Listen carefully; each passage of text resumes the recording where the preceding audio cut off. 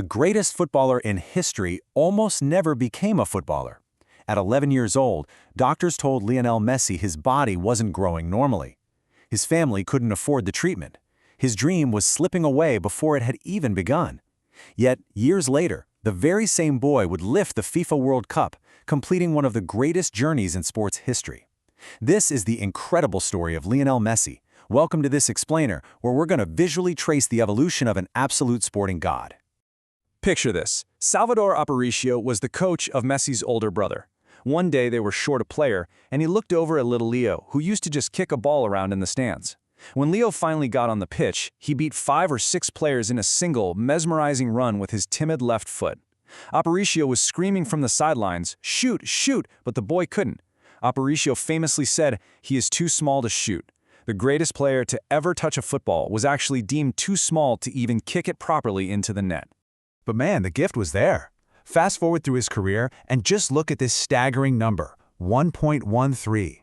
Across his entire career, Lionel Messi averages 1.13 goals and assists per 90 minutes. To put that into perspective, he produces a piece of absolute magic, a goal or an assist every 73 minutes. Some players are born to score, some are born to create. Very few can do both, but Messi completely perfected it. Section 1. The boy deemed too small. To really understand how he achieved those impossible numbers, we have to go back to his childhood in Rosario, Argentina. His love for the game was immense, but the hurdles were so much bigger. Diagnosed with a severe growth hormone deficiency, he was literally playing against kids twice his size. But his grandmother pushed him to play anyway. She believed in him. When Barcelona finally discovered him, bringing this homesick 13-year-old kid all the way across the ocean to Spain, he faced immense sacrifices at the La Masia Academy. But on the pitch, unmistakable. He took vicious tackles from bigger players, but he never stayed down. He'd just quietly get back on his feet and continue to create absolute havoc. In 1986, Diego Maradona scored what many consider the greatest goal of all time, against England. Now, flash forward to 2007, a young Lionel Messi steps onto the pitch against Getafe. Receiving the ball on the right side of his own half, Messi went on to replicate Maradona's goal, beat for beat, step for step, in exactly the same direction. The infamous Encore goal proved to the entire world that this kid wasn't just a prodigy. No, he was the direct heir to the throne. Section 2. The false nine revolution. But raw talent alone doesn't sustain a career. In 2008, Pep Guardiola arrived at Barcelona, and it marked a massive tactical turning point. Before Pep, Messi was this chaotic, explosive right-winger with long hair, just cutting inside and taking on the whole world by himself. But in a massive 2009 El Clasico at the Bernabeu, Guardiola moved Messi centrally into a role called the false nine. Instead of waiting up top in the penalty box, Messi dropped deep into the midfield. He completely pulled Real Madrid's defenders out of position. The result? An unbelievable 6-2 demolition where Messi scored twice and assisted once. This single tactical shift unleashed something the sport had never seen before. During the 2011 to 2012 season, playing as this false nine, Messi scored an absurd 91 goals in a single calendar year. 91! And remember, he wasn't even a traditional striker. He spent most of his time way outside the box, yet he absolutely dominated European football, picking up Ballon d'Or after Ballon d'Or. So how did he actually do it? Well, it was all about his mind. The legendary tiki-taka system relied on a highly lethal sequence. Messi would receive the ball deep, pulling a defender with him. He'd play a lightning-fast combination with Xavi or Iniesta, and then, in the blink of an eye, he would teleport into the open space he had just created. He wasn't just waiting around for the ball, he was arriving in space at the exact perfect millisecond. Section 3. Mastering the wide playmaker. By 2013, football was changing again. It was becoming much more physical. Plus, Barcelona signed Neymar and then Luis Suarez. Messi had to evolve once more to accommodate them, transitioning into a wide playmaker. He moved back out to the right wing, but this wasn't the chaotic dribbler of his youth. This was a surgical genius. He'd start wide, draw the defender in, cut inside onto that legendary left foot, and just orchestrate the entire game. He'd play these telepathic diagonal balls to Jordi Alba or slide perfect passes into Suarez.